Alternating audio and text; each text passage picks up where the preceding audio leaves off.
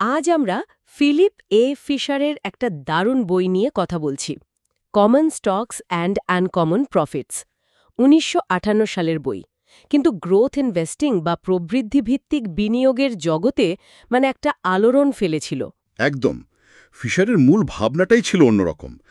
সস্তা স্টক না খুঁজে এমন কোম্পানি খোঁজা যাদের ব্যবস্থাপনা খুব ভালো আর দারুণ প্রবৃদ্ধির সম্ভাবনা আছে।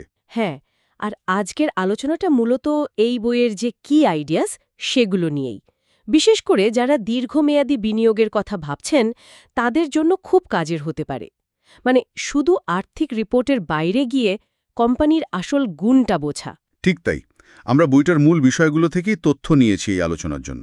বেশ, তো ফিশারের ওই যে মূল ধারণাটা, সস্তার পেছনে না ছুটে সেরাকে খোঁজা, দাম একটু বেশি হলেও, এই সেরাকে চিনবেন কি করে? এর গভীরে যদি একটু যাই। এখানেই আসছে ফিশারের সেই বিখ্যাত ১৫টা পয়েন্ট, কোম্পানি মূল্যায়নের জন্য ১৫টা মানদণ্ড। ১৫টা পয়েন্ট? আচ্ছা। হ্যাঁ, যেমন ধরুন কোম্পানির রিসার্চ আর ডেভেলপমেন্ট R&D, সেটা কতটা উদ্ভাবনী, তাদের প্রোডাক্ট বা সার্ভিসের বিক্রি বাড়ানোর ক্ষমতা কেমন, আর খুব জরুরি যেটা, ম্যানেজমেন্ট বা ব্যবস্থাপনার সততা, তারা কি দীর্ঘমেয়াদী মুনাফার দিকে নজর দিচ্ছে। সংখ্যা বা ডেটার বাইরে গিয়ে এই বিষয়গুলো দেখা। এক্স্যাক্টলি। ফিশার বিশ্বাস করতেন যে সংখ্যা হয়তো পুরো গল্পটা বলতে পারে না। কোম্পানির সংস্কৃতি, তার লিডারশিপ, গ্রাহকরা কতটা খুশি, এইগুলো দীর্ঘমেয়াদে অনেক বেশি নির্ভরযোগ্য সূচক। কিন্তু এই যে গুণগত দিকগুলো বললেন, ব্যবস্থাপনার সততা বা গ্রাহক সন্তুষ্টি, এগুলো তো আর ব্যালেন্স শিট দেখে বোঝা যায় না। এগুলো জানার উপায়টা কি? ফিশার কি বলেছেন? খুব ভালো প্রশ্ন। আর এখানেই তার সবচেয়ে বিখ্যাত কৌশলটা কাজে লাগে। সেটা হলো স্ক্যাটলবাট। স্ক্যাটলবাট মানে হলো খোঁজ খবর নেওয়া।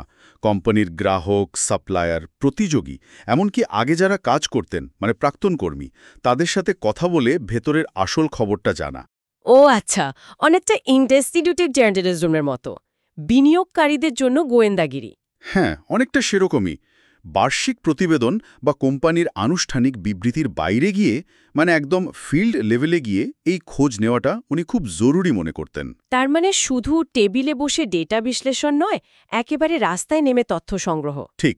আর এই পদ্ধতির সাথেই কিন্তু তার গ্রোথ ওভার ভ্যালু, মূল্যের চেয়ে প্রবৃদ্ধিকে বেশি গুরুত্ব দেওয়া, এই ধারণাটা সরাসরি যুক্ত। কিভাবে যুক্ত? দেখুন, যদি আমরা বড় ছবিটা দেখি, ফিশার মনে করতেন যদি একটা কোম্পানির অসাধারণ সম্ভাবনা থাকে তাহলে তার জন্য একটু বেশি দাম দিতেও ক্ষতি নেই। আচ্ছা। কারণ দীর্ঘমেয়াদে এই কোম্পানিগুলো বাজারের আয়ের চেয়ে অনেক অনেক বেশি রিটার্ন দিতে পারে। ভাবুন তো, আজকের বাজারে আমরা কমাস শেয়ার ধরে রাখতেই হিমশিম খাই। ঠিক। আর ফিশার বলতেন বছরের পর বছর, এমনকি দশকের দশক ধরে রাখার কথা। অন্যরকম একটা ধৈর্যের ব্যাপার, তাই না? সত্যিই তাই। আর এই দীর্ঘমেয়াদী সাফল্যের জন্য তিনি তো ব্যবস্থাপনার গুণগত মানের ওপর খুব জোর দিয়েছিলেন, ম্যানেজমেন্ট কোয়ালিটি। অবশ্যই। ব্যবস্থাপনার মান ফিশারের কাছে সবচেয়ে জরুরি বিষয়গুলোর একটা ছিল। আর এটাই তার পদ্ধতির একটা বিরাট শক্তি। তবে দেখুন, এই পদ্ধতির কিছু সীমাবদ্ধতাও আছে কিন্তু।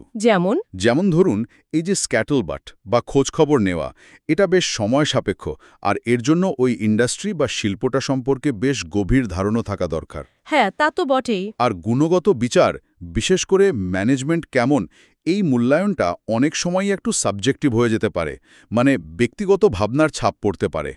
এটা কিন্তু রাতারাতি বড়লোক হওয়ার কোনো ম্যাজিক ফর্মুলা নয়। বোঝা গেল। তাহলে আজকের দিনে দাঁড়িয়ে একজন বিনিয়োগকারী এই ধারণাগুলো কিভাবে কাজে লাগাতে পারেন? মূল নির্যাসটা কি? দেখুন, মূল বিষয়গুলো হলো: ১. এমন কোম্পানি খোঁজা যাদের দীর্ঘস্থায়ী প্রতিযোগিতামূলক সুবিধা আছে, একটা ডিউরেবল কম্পিটিটিভ অ্যাডভান্টেজ। আচ্ছা। ২. মালিকের মতো করে চিন্তা করা, ম্যানেজমেন্ট কোম্পানির লাভটা কিভাবে ব্যবহার করছে, ব্যবসায় আবার খাটাচ্ছে নাকি শুধু ডিভিডেন্ড দিয়ে দিচ্ছে, এটা দেখা।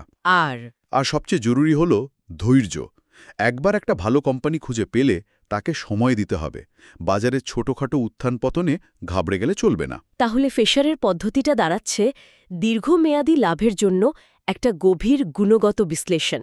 শুধু সংখ্যা নয়, কোম্পানির ভেতরের খবর, তার ম্যানেজমেন্টের মান, এই সব বোঝা। একদম। আজকের এই যে এত দ্রুত বাজার বদলাচ্ছে, এখানেও এই দৃষ্টিভঙ্গিটা আমার মনে হয় খুব মূল্যবান। শুধু ডেটা নয়, কোম্পানির আসল চরিত্রটা বোঝা দীর্ঘমেয়াদে এটাই কিন্তু একটা বড় পার্থক্য গড়ে দিতে পারে। সত্যি। আচ্ছা, আলোচনা প্রায় শেষের দিকে। একটা ভাবনা আসছে মনে, আজকের এই ডিজিটাল যুগে যেখানে তথ্যের কোনো অভাব নেই, মানে ইনফরমেশন ওভারলোড যাকে বলে, হুম। সেখানে ফিশারির এই যে ব্যক্তিগত স্তরে গিয়ে স্কাটলবাট বা খোঁজখবর নেওয়ার পদ্ধতি, এটা কতটা প্রাসঙ্গিক? নাকি এই তথ্যের ভিড়ে আসল সত্যটা খুঁজে বের করতে এই পুরনো ধ্রুপদী পদ্ধতিটাই এখন আরও বেশি জরুরি হয়ে পড়েছে? এটা নিয়ে ভাবনার অবকাশ কিন্তু রইল।